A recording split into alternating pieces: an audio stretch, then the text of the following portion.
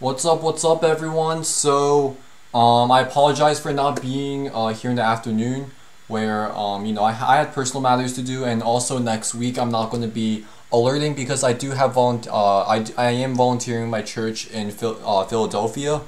If anyone lives there, just let me know. But I'm not going to be here next week. I don't know if I'm going to be active tomorrow. I'll try to be as active as I can before I leave for Thursday, but I can't guarantee that I will be active. But just keep in mind that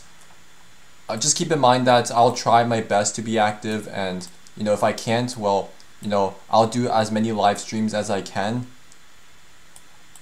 But let's see here. Let's wait for a few more people before we get started.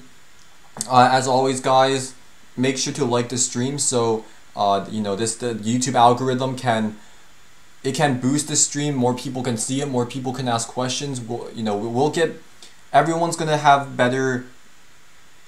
benefit out of all this. All right, and also make sure to subscribe to this channel. I think I'm 10 subscribers away from 2.6K, which is really big for me. So I greatly appreciate it. But right now I do see that we do have a couple of people, so we can get started. So the first comment asked is, let me see. So I have Airbnb open. Yeah, before we get started, let's talk about the market today. So if we look at SPY today, I did draw out inverse head and shoulders. Okay, let's go in the larger picture first. So that would be on the hourly chart.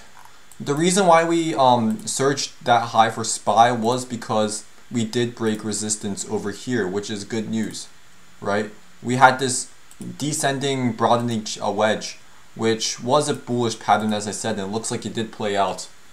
We filled the gap over here right when we broke the resistance for the this descending broadening wedge.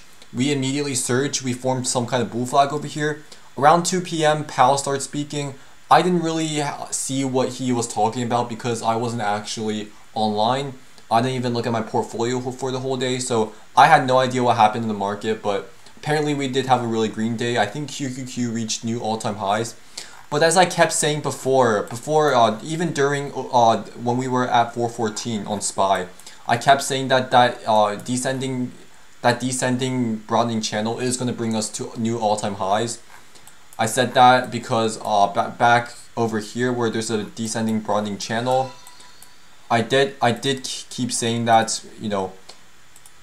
so if you draw this out, back then, I'm not sure if it's this channel or some other channel. I think it might have been here or something, but back when we also had a crash and we formed the descending broadening channel, we broke to new all-time highs.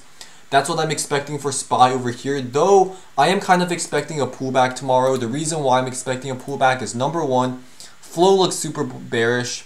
Number two, we've been pumping on low volume. As you can see, yesterday's volume, it wasn't even that great, right? It was somewhere around average, maybe kind of above average, but today our volume just kept going lower. And whenever we pump on low volume, that is a fake out, which means that we're probably going to go back down.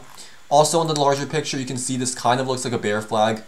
I'm not saying that it is a bear flag and we can possibly still pump. I just don't think it's a high possibility. Also, there's a really good tool which is actually free called Squeeze Metrics. The blue line represents dark pool and if they're buying or selling. Green line's the S&P 500.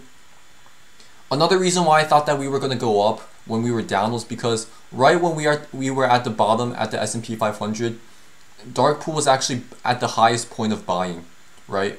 But as we went up yesterday, but dark pool sold, and today dark pool kind of bought, but it's like really weak.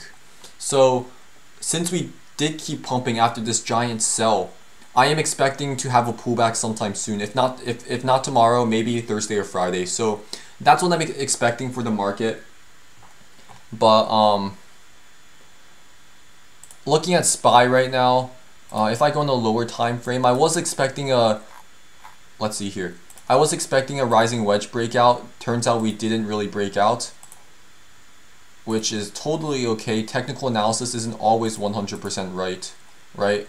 So we didn't exactly break out as I was expecting, which is good news. We did break to the upside with this rising wedge.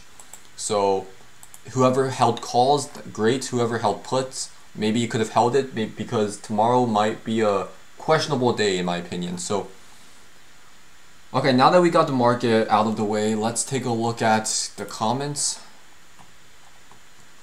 Let's see here. IDEX. Alright, let's take a look at IDEX. Alright, so right off the bat, this kind of looks like a really slow stock. Okay, it's a penny stock. If I go on the one day chart, let's see here. I guess you can say there might be a falling wedge forming. Support's a little bit questionable. I'll give you that. Let's see here. You can call this support, and then resistance is somewhere like this. Not the best resistance I've ever drawn. Maybe if I go in a lower time frame, it might be easier. Maybe the 3 hour. Alright, so I guess it's kind of more clear. The reason why it's slow is because it's been bouncing up and down a channel that's slowly tightening. So of course movement's going to be a lot slower. But around June 24th is where I expect this to break out to the upside because falling wedges are bullish. But do keep in mind that technical analysis isn't always accurate. But looking at IDEX's history, whenever it had falling wedges, it does usually surge. Over here there's a falling wedge, it surges. Over here falling wedge, it surges. Over here falling wedge, it surges. So I don't see anything different about over here, but there is a chance that there might be some news that comes out. Maybe the Russell 2000 does really bad because this is a penny stock, and this does break to the downside because as we mentioned with SPY, it did have a giant rising wedge, but it ended up breaking to the upside, which is really rare. It's rare, but it is possible. So if you are holding calls, if you want to buy calls, I will wait for confirmation. The way I look for confirmation is first I look for the candlestick to break resistance, wait for it to close above resistance, and wait for the next candlestick to form above resistance and hold it. Maybe that's possibly going for a retest, or maybe it keep going higher. So we just have to see. It's really I'm bullish on this till June 24th. I'm bullish on it. And then let's see what's gonna do afterwards. I do see that it does create lower lows. Sorry, there's a low. It's a lower low, then lower low, then this low's higher low. Now we have a higher low. Does kind of look like a rounded bottom. So this movement can be really big, but do keep in mind that technical analysis isn't always accurate. BA, you did see huge call sweeps. We can take a look at flow for BA. I think BA did break out of a falling wedge. Was it yesterday or today? I totally forgot, but I can take a look at BA. So let me take a look. Sorry, my computer is a bit slow today.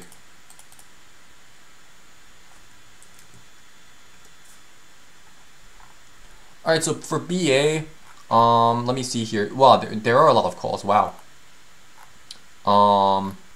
That is a lot of calls. Looks like at market close there were a bunch of calls being bought. If I look at short expiry, which are contracts expiring super soon, majority of these are calls. Some people do sell calls to take in profit, but a lot of people also open calls expiring 6/25/72. So I see a bunch of weekly calls, and usually big buyers don't buy weeklies unless they're close to 100% sure that these contracts are going to make money, because no big buyer is going to spend 400K or 800K or even $1 million on a losing contract. So we just have to see. But if I look at contracts over $1 million, around 213, which I guess is irrelevant, they could have sold it. In fact, they did sell it, as I see it. This person actually sold it for a loss actually. How I can tell is, first of all, they're the same strike. They're the same expiration. Trading size, okay, so trading sides do differ. So it looks like this person sold majority of his contracts, but he is holding 22 of them. So he did hold profit, but looks like he did gain. I'm not really sure, but the time he bought it and the time he sold it, it did go up. So keep in mind that this might not even be the same person. So we just have to see. But if I want to look at Boeing chart, which I can do that right now, let's take a look. So I did draw this falling wedge here before a few days ago. Looks like Boeing did break out. Currently I do see it consolidating. It's a possible bull flag. In fact, I think it is a bull flag. You can see it's kind of, you know, flagging a little bit. So either we're going to expect a breakout tomorrow or a breakout really soon. Looks like we did have a pretty green day today actually. The Dow was pumping a lot, which was good. Yeah, I can't really chart anything that I see right now because I don't really see anything. You can possibly say this is like a cup and handle. That would qualify. So in order for me to be bullish on Boeing and for me to actually be confident buying a call, Boeing will need to break 245.5. It will need to hold there. There's a tiny gap over here to be filled, so I can see Boeing going up there, along with other airlines. So we're just gonna have to see. You're gonna have to wait for confirmation to be sure that Boeing's gonna be bullish. Don't trade too early and find out that the pattern you see isn't the pattern that it's playing out. Alright. What's up, Dakota? MicroStrategy. Alright, what symbol was that? MicroStrategy. MSTR, I think. Ooh, okay. Those gaps, did it? Okay, so it looks like it did gap, it did fill this down gap over here, this up gap over here, which is good. I do see two bear gaps, which is going to get filled sooner or later. On the daily, wow. Did that have news or something? Okay, so these are pretty big gaps over here. As far as I can see, there's really nothing to chart out here. There are only gaps. Yeah, I don't really see anything. Looks like this did break out a falling wedge. It did go to the downside, but I don't really see anything on MSTR. So you're just gonna have to see. I don't know how it's doing after hours, but if it's, you know, green in after hours, I can expect to see this gap at least get filled. Maybe this one. But yeah, you're just gonna have to see. There's really no telling because this stock doesn't really have a pattern. It's only two big ass gaps. So I guess for me to actually be bullish, I will need to see this stock break this 9 EMA to actually be in an uptrend. Currently the 9 EMA is at $562. So I'm gonna have to see it break $562 before actually, you know, buying a call for this. All right. Can I chart ORCL? I'm pretty sure that's Oracle. Yep, that is Oracle. Okay. Wow, Oracle did have a pretty big gap down. All right, so for Oracle, what I immediately see is some sort of, you can say this is inverse head and shoulders. I don't really see that. Maybe if I go on a smaller time. No, I don't. Okay. So what I do see on Oracle is some sort of rising wedge. Possibly has broken out already. It's not the most beautiful rising wedge I've ever drawn, but it is a valid pattern. So I do see a rising wedge, which is bearish. Would it break to the upside? Possibly. Chances are it would break to the downside, and that's what I see for Oracle. It does have a scalp wick all the way up, but you know, as soon as it touched it, it immediately went back down. Oracle is getting pretty tight, so I can expect to see Oracle gap down tomorrow, or if it doesn't gap down, it is going to go down tomorrow. I don't really see any more room inside that rising wedge unless I go on a smaller time frame. Yeah, no, I don't see any room for it. If I, you know, chart out all the supports, maybe there is a bit more upside to go for Oracle. Yeah, maybe there's a bit more room. Oracle can go all the way up to 79 and then break out, but it is getting really tight in there. So I am expecting Oracle to go down. Either it gaps down or it kind of goes up and then you know, go down. So that's what I see on Oracle. If I want to play a put on this, I'm going to wait for the breakout to actually happen, because if I buy a put here, Oracle does have more upside to go. It can go all the way up to $79 and then go down, and I won't be making it as much. Alright, next stock. Am I in Wolfpack trades? I am. Okay. SQQQ, oh, QQQ, sorry, I thought you said the SQQQ. So QQQ, I'm pretty sure broke all-time highs today. It did. Wow. I did draw out this diamond pattern. It looks like it didn't play out. Diamond patterns can also be continuation patterns. I think for Ethereum, back when it was like in like January, I think it did form a diamond pattern and just broke up. Looks like QQQ did just that. Currently what I see, so QQQ, let me take a look here. On the daily chart, I'm pretty sure this rising wedge is still playing out. Yep, it is. So QQQ did close right at resistance, maybe somewhat above it, but if I kind of be more biased here, you can say that it did close right on resistance, which is not the best news if you still have calls in QQQ. I do see a rising wedge right now, right here. It is getting increasingly tight, which is not good. If I want to, play the wick, that's going to be the rising wedge. But if I want to play the candlestick bodies, it looks like the rising wedge is going to break out on July 12th, July 6th to July 12th, that Friday to Monday area. So we're just going to have to see. QQQ is getting pretty tight. It did have multiple green days in a row, so it is bound to have a pullback. I did look at flow before starting this stream. It doesn't look the best. Let me just search that. Yeah, look at flow. There were a couple of calls, but I have no idea if they were selling or buying.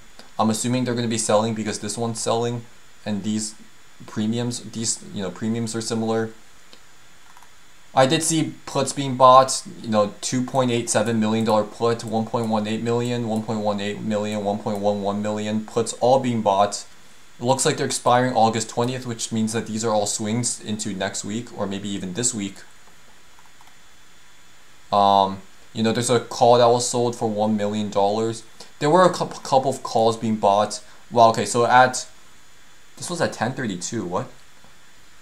That's interesting.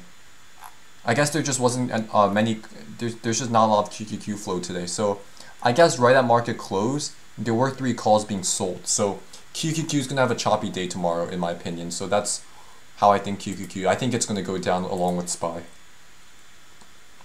Hey, it's Dakota. What's up, Dakota? So the squeeze indicator. All right, so the squeeze indicators, squeeze metrics. Let me put that in the chat. It is completely free, and I find it really helpful for me. Basically what this is the blue line is DIX, which is dark pool buying. When the line spikes up, that's when dark pool buys. When the line goes down, that means dark pool selling.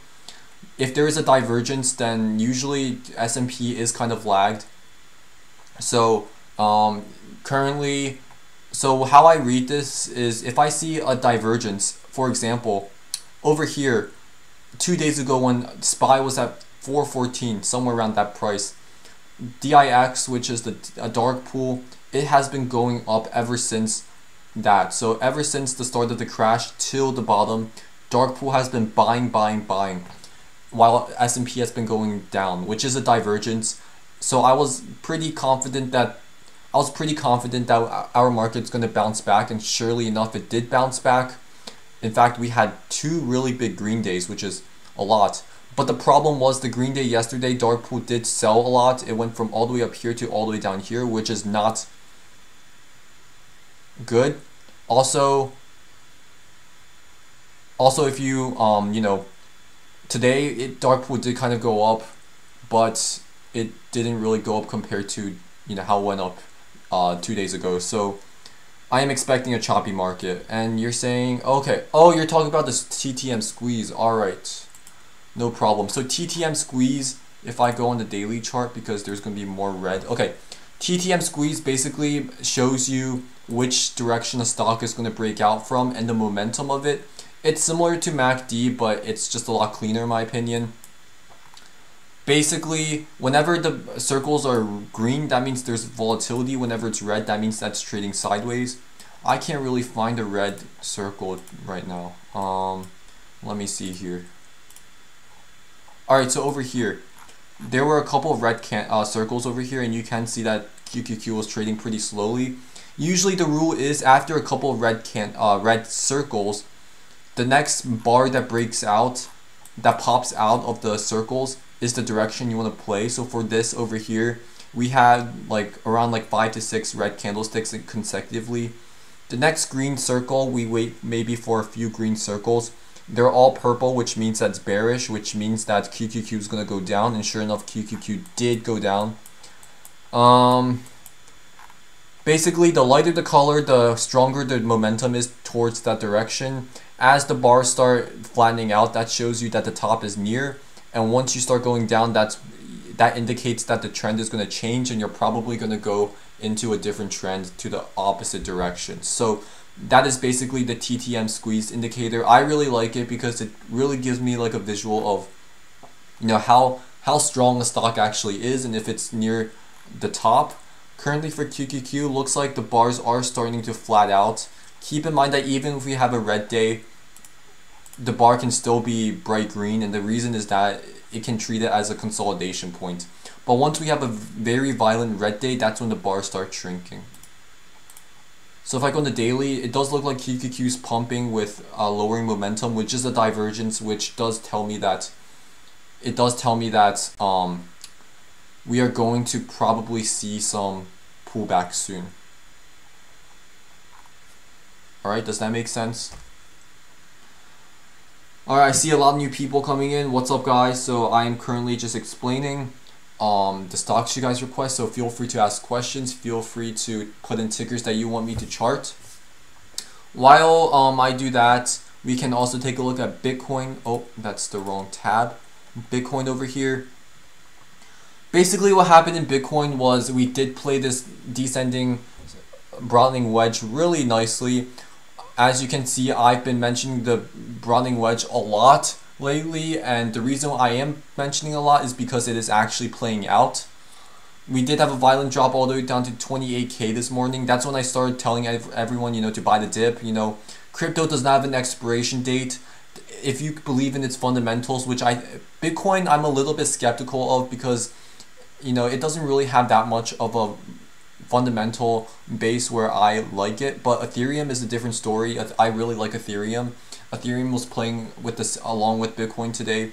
But at 28K, when all the cryptos were crashing, Ethereum was at like 1.7K or something. That's when I aggressively averaged down, and the reason why was because we were at support at the broadening wedge.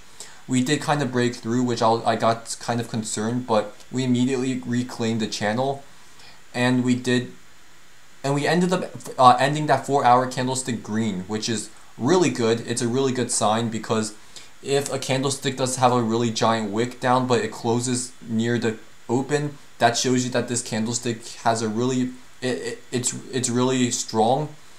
And you know, as we see that we did end this candlestick green, which shows that Bitcoin is really strong, and that is a reversal candlestick.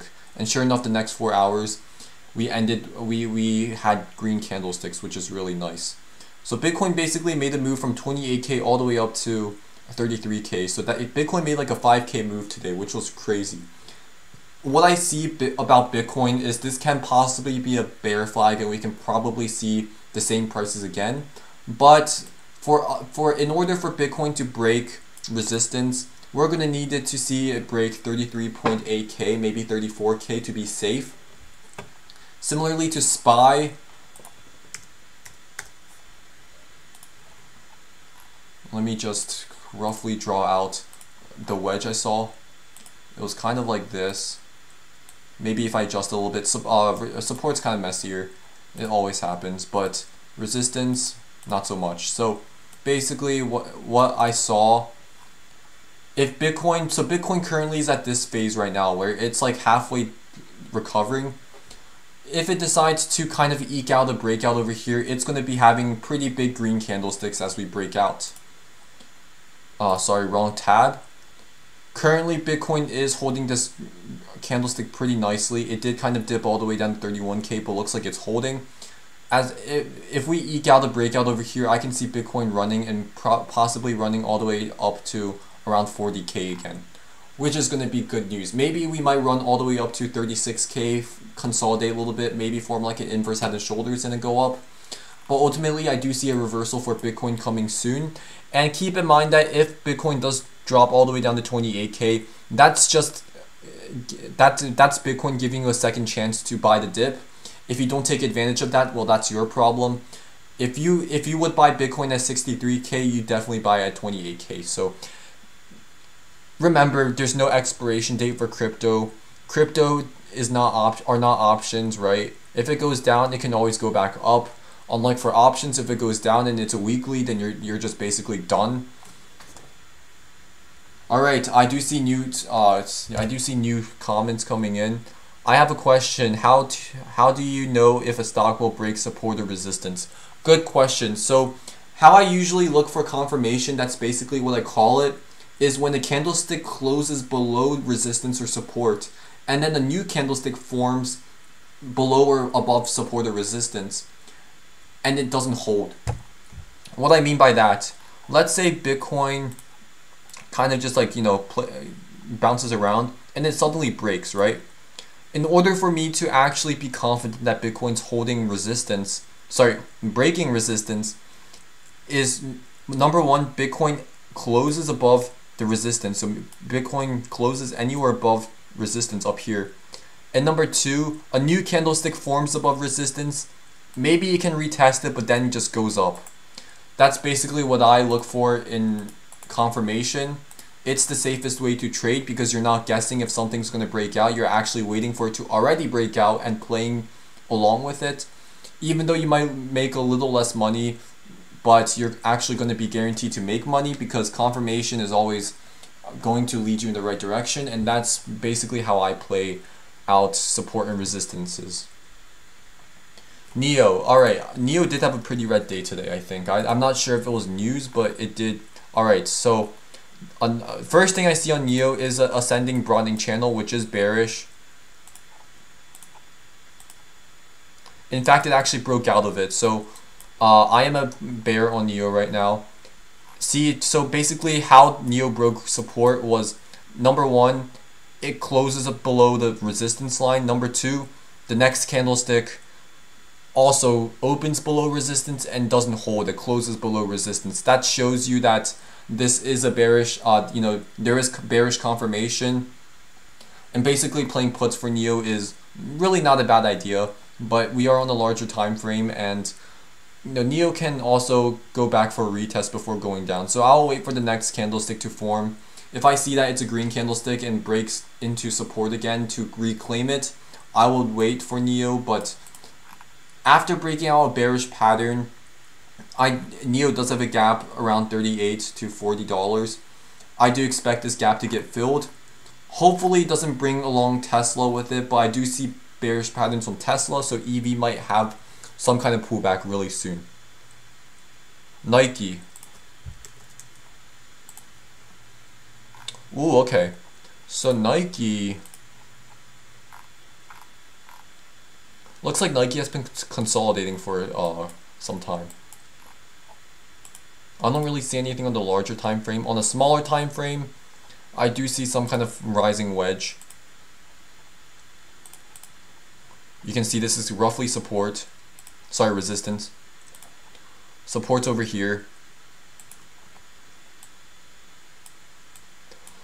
So currently for Nike, it is kind of bouncing along resistance a little bit. Perfectly rejected it before market closed. I do see Nike probably breaking out of this tomorrow around noon, around lunchtime, which is a perfect place to break to the downside. This is a rising wedge, which means it is bearish. And also look at Nike's TTM squeeze, right? The bars are starting to flatten out, which states that Nike is losing momentum, and also RSI is kind of approaching this overbought territory. Hold on one second, let me just drink some water real quick.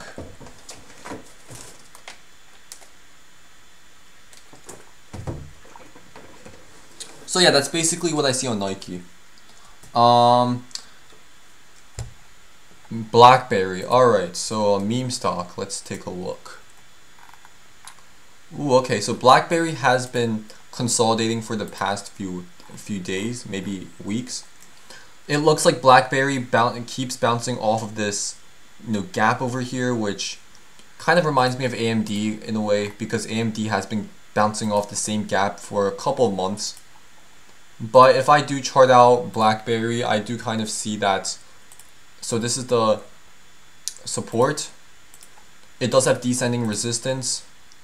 Let me see. Let me draw it out from this wick over here. Oops.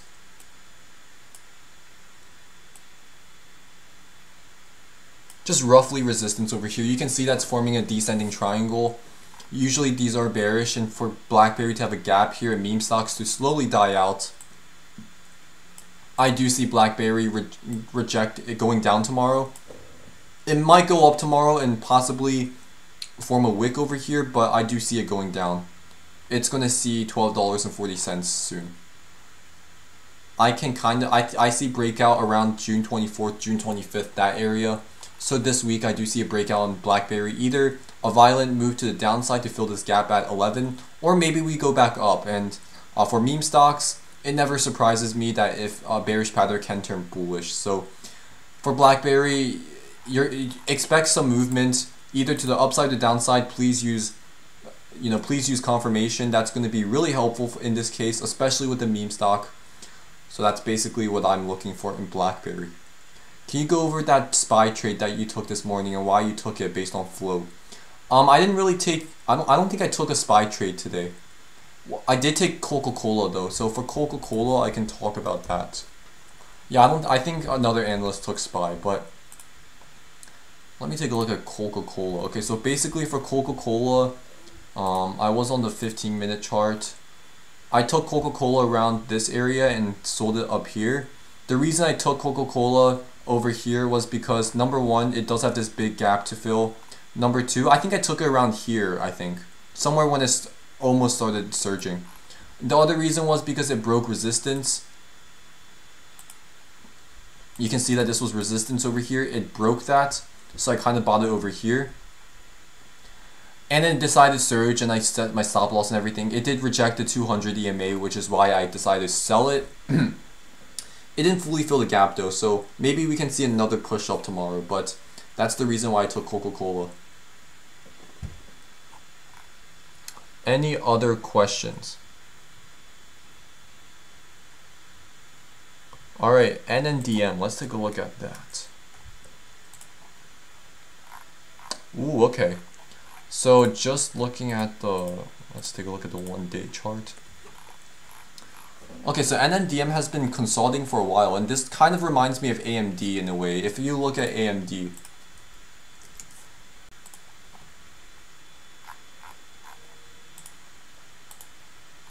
you can kind of see it has been bouncing back and forth after, creating this around the top. Kind of looks like an inverse head and shoulders. Same thing for NNDM. It kind of created this rounded bottom, and then now it's consolidating.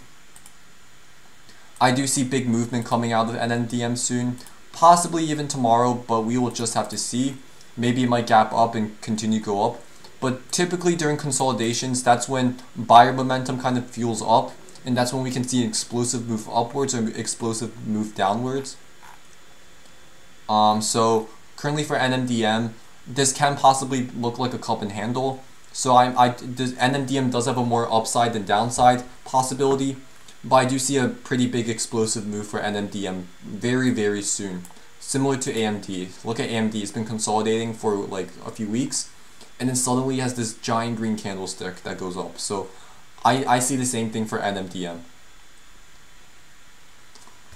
Alright, does anyone have any other questions? If not, I do have another stream tomorrow. It's going to be the same time, and if you guys haven't subscribed to this channel already, it's really helpful for me to know who's actually watching these streams, who's watching my watch list, and also it boosts the algorithm for this channel so more people can ask questions, learn more about the stock market, and it's going to help you because the stocks that people ask you, you can also remember these stocks, look at it yourself, and play it yourself and make money. And it's always good to follow people's alerts, but it's always better to actually follow your own logic, your own due diligence, and make money off your own charting, which is my goal of teaching you guys. I want you guys to actually be able to chart yourselves and not blindly follow people, because if you blindly follow someone, you don't know where your money is going towards, right? You're just putting a couple $100s into a random person's suggestion, which to me, I'm not the most comfortable. I'm not the biggest fan of, you know, putting a couple $100 to someone else that I've never met before.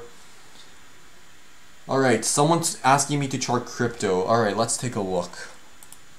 ADA. ADA USD. Ooh, okay.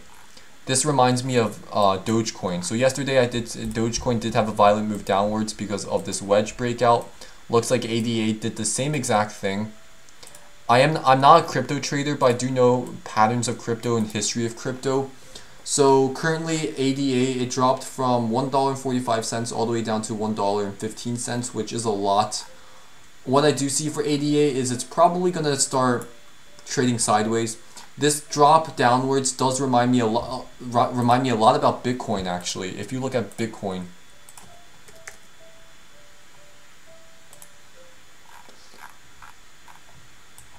if you go back into 2017, you can kind of see the same wedge on Bitcoin. It is on a larger scale, so I might go on the weekly time frame.